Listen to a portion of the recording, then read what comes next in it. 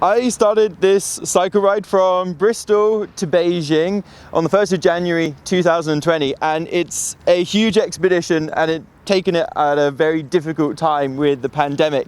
And a lot of people might be wondering, why did I want to do this, and why have I decided to continue even during such a difficult time?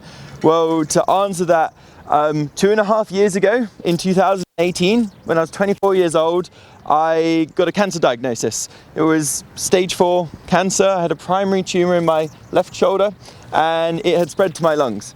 And I really didn't think I was going to see Christmas. But on that day, I had just like one thought in my mind, and that's, if I get through treatment, I want to cycle around the world. And I didn't expect to at all, but I tried to do everything that I could to help myself in terms of like trying to be as active as possible, doing a lot of exercise, watching what I eat, having a lot of vegetables, doing everything I could to try and get through treatment. And since I started the ride, one of my missions is to try and show what is possible with a cancer diagnosis, and it's often just so much more than most people think. If you try and take steps to take control of the situation, to help yourself, then often you can find that the impossible happens. So right now we're raising about $500,000, so $500,000 for 5 amazing charities that help people with cancer. And so that is a big part of the ride as well, trying to support other people who are going through like what is often the most awful and difficult time in someone's life, for them and their family. There have been so many things. Honestly, I've absolutely loved Azerbaijan, and it was really from the very first day when I entered into Gazakh, and as I was cycling out of the town, I almost didn't get out because there were so many people waving and saying, "Oh, chai, have tea with us, come and stop."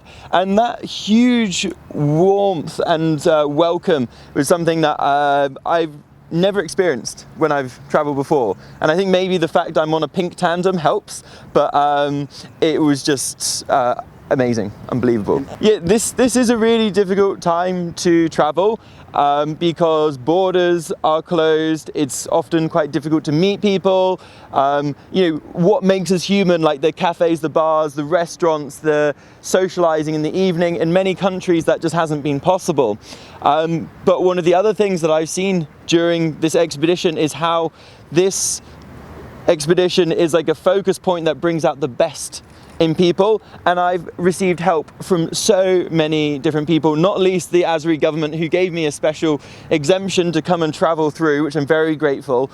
But then also the people who, you know, when you have problems, they step in. I'm sure there are lots of people who don't understand what I'm doing. I think maybe they keep quiet most of the time, but I think there's a lot of people who probably think, well, they look at me and they go, okay, he's cycling from Bristol to Beijing. Yes, he might have had cancer, but how does that apply to me? And for anyone who sees this and has experienced cancer or knows someone who is going through that, I think what's so important is to do even the small things to help yourself, because if you are a bit more active, that's going to help your body, it's going to help your resilience, and it's also going to help your mind.